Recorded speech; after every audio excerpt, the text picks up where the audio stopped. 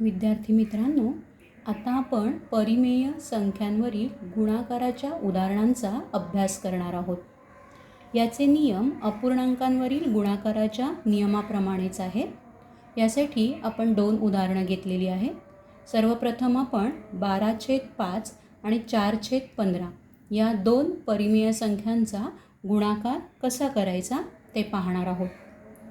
विद्यार्थी मित्रांनो, गुणाकार करताना दोनही अपूर्णांकाच्या अंशाने जर छेदाला भाग जात असेल किंवा छेदाने जर अंशाला भाग जात असेल तर आपण तो घालवून द्यायचा आहे. पहिल्या अपूर्णांकाचा अंश आहे 12 आणि दुसऱ्या अपूर्णांकाचा छेद आहे 15. तर 12 व 15 या 2 संख्यांना 3ने भाग जातो आहे. त्यामुळे आपण पुढची पायरी करताना 12ला 3 चोक 12, त्यामुळे आपण भाग लावून घेणार आहोत. 12/5 आपण आधी लिहून घेऊया आणि पुढचा अपूर्णांक 4/15 आपण लिहून घेतला. 3 चोक 12 आणि 3×5=15 या पद्धतीने आपण भाग लावला.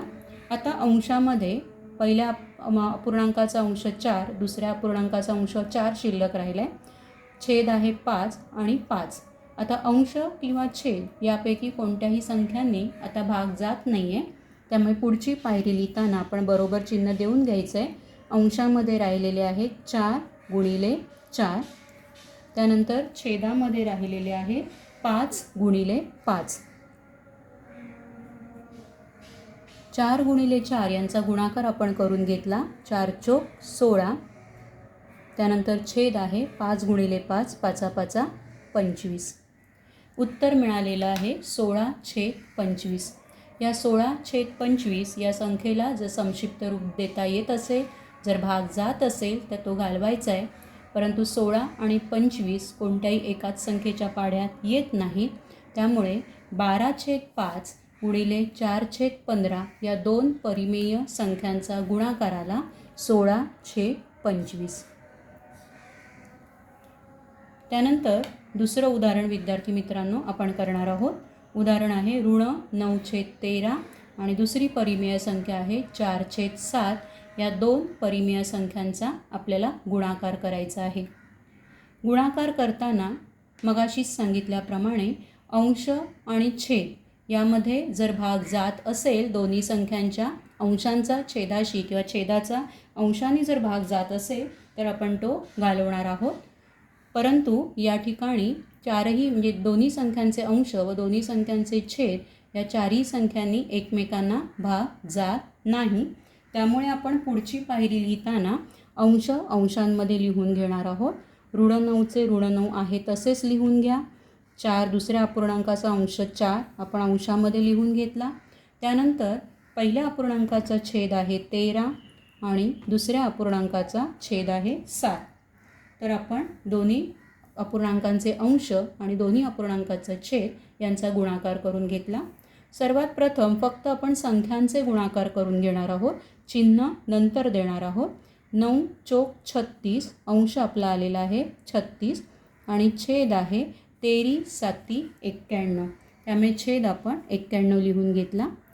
पूर्णांकांच्या नियमाप्रमाणे, पूर्णांकांच्या गुणाकाराच्या नियमाप्रमाणे एक संख्या ऋण आणि एक संख्या जर धन असेल तर 2 भिन्न चिन्ह असलेल्या संख्यांचं उत्तर जे आहे त्या उत्तराला चिन्ह असतं ऋण.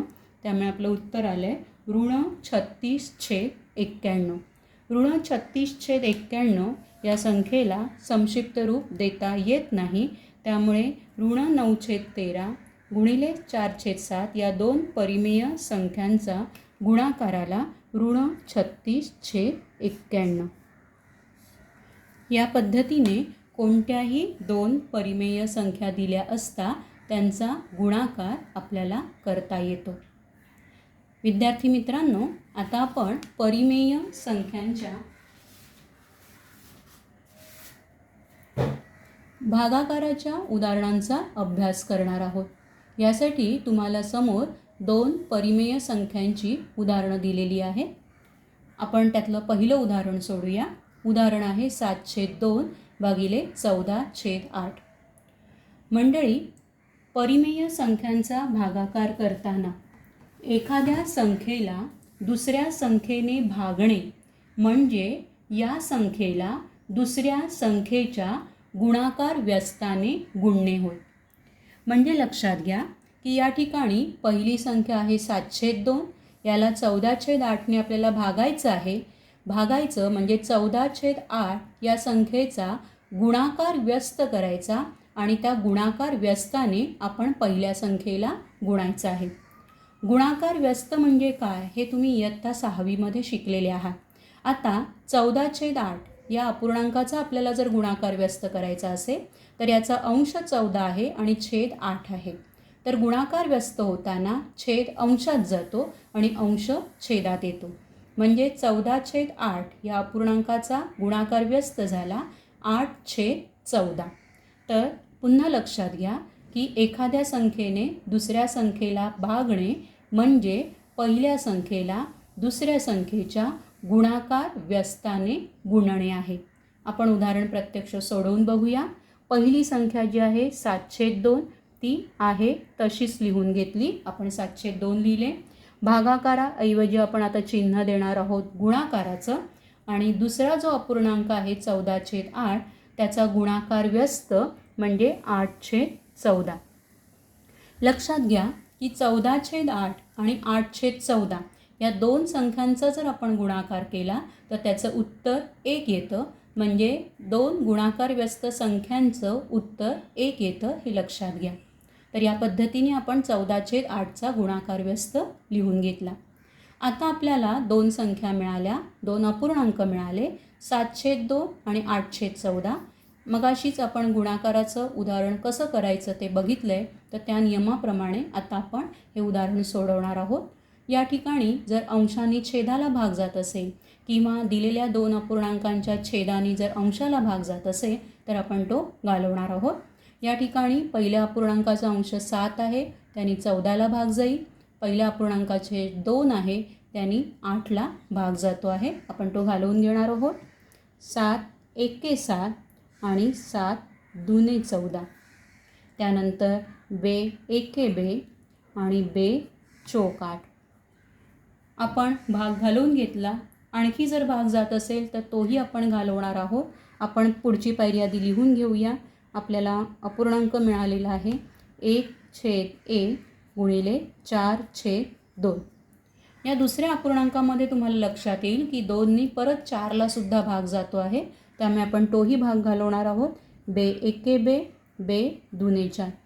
विद्यार्थ्यांनो, ही पुढची पायरी लिहिण्याऐवजी आपण जर याच पायरीत सुद्धा बेने 4ला भाग घालवला असता तरी चाललं असतं. तुम्हाला जसं सोयीस्कर होईल त्या पद्धतीने तुम्ही भाग लावू शकता. आता या पायरीमध्ये आणि अंश आणि छेदाला कुठेही भाग जात नाही. त्यामुळे आपण अंशांचा गुणाकार करून घेतला 1/2 आणि छेदामध्ये 1/1. 1/2 म्हणजे 2/1 आणि 2/1 ज्या अपूर्णांकामध्ये छेद 1 दिलेला असतो तो लिहिला नाही तरी चालतो. त्यामुळे या दोन परिमेय संख्यांच्या भागाकाराचं उत्तर आलं 2. त्यामुळे 7/2 भागिले 14/8 या दोन परिमेय संख्यांचा भागाकार 2 आहे. याच पद्धतीने विद्यार्थी मित्रांनो आपण पुढचं उदाहरण बघणार आहोत. या उदाहरणाचं नीट निरीक्षण करा. पहिला अपूर्णांक आहे 9/11 आणि त्याला ऋण 8 या संख्येने आपल्याला भागायचं आहे. तर या दोन परिमेय संख्यांचा आपल्याला भागाकार करायचा आहे. विद्यार्थी मित्रांनो लक्षात घ्या, इथे ऋण 8 ही संख्या आहे. म्हणजे फक्त अंशातली संख्या दिली आहे, याचा छेद आपल्याला दिलेला नाही. जेव्हा एखाद्या संख्येचा छेद दिला जात नाही तेव्हा तो 1 असतो हे लक्षात घ्या. आणि छेद जर 1 असेल तर तो लिहिला नाही तरी चालतो. यासाठी या ठिकाणी ऋण 8/8चा छेद लिहिलेला नाही. आता हे उदाहरण सोडवण्यासाठी आपण पहिली पायरी मांडून घेऊया. पहिली संख्या 9/11 आहे, त्याच पद्धतीने आपण मांडणार आहोत. त्यानंतर एका संख्येला दुसऱ्या संख्येने भागणं म्हणजेच त्या संख्येला दुसऱ्या संख्येच्या गुणाकार व्यस्ताने गुणणे. या नियमानुसार आपण गुणाकाराचं चिन्ह देऊया. ऋण 8चा गुणाकार व्यस्त. ऋण 8 म्हणजे ही संख्या आहे ऋण 8/1. तर त्याचा गुणाकार व्यस्त येणार आहे ऋण 1/8. त्यामुळे आपण संख्या लिहून घेतली ऋण 1/8. विद्यार्थी मित्रांनो, तुम्ही म्हणाल की गुणाकार व्यस्त लिहिताना हे ऋणचिन्ह हे 8ला द्यायला हवं, म्हणजे आपला गुणाकार व्यस्त 1/8 यायला हवा. परंतु नियमाप्रमाणे कधीही छेदाला ऋणचिन्ह दिलं जात नाही, आणि जर ऋणचिन्ह असेल छेदाचं तर ते अंशाला दिलं जातं. म्हणून 8 या संख्येचं ऋणचिन्ह आपण अंशाला दिलं आणि आपल्याला गुणाकार व्यस्त मिळाला ऋण 1/8. आता गुणाकाराच्या नियमाप्रमाणे आपण उदाहरण सोडवूया. अंश आणि छेदामध्ये जर भाग जात असेल तर आपण तो घालवणार आहोत, पण या ठिकाणी अंश आणि छेद यामध्ये भाग जात नाही. त्यामुळे आपण अंशांचा गुणाकार करून घेऊया. 9 गुणिले ऋण 1 आहे, आपण ते लिहून घेतले, आणि छेदामध्ये आहे 11 गुणिले 8. आधी आपण नुसत्या संख्यांचा गुणाकार जर केला तर 9ला 1ने गुणल्यानंतर उत्तर येते 9, आणि पूर्णांक संख्यांच्या नियमानुसार एक संख्या धन एक संख्या ऋण, म्हणजे दोन भिन्न चिन्ह जर असतील तर उत्तराला चिन्ह ऋण येतं. म्हणून आपलं उत्तर आलं ऋण 9, आणि छेदामध्ये 11ला 8ने गुणल्यानंतर उत्तर आलं 88.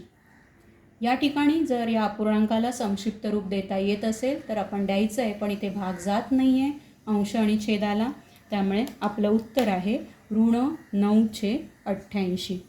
म्हणजे दोन परिमेय संख्यांचा भागाकार केला असता आपल्याला उत्तर मिळालं ऋण 9/88. विद्यार्थी मित्रांनो, अशा प्रकारे कोणत्याही दोन परिमेय संख्या दिल्या असता त्याचा भागाकार आपण करू शकतो.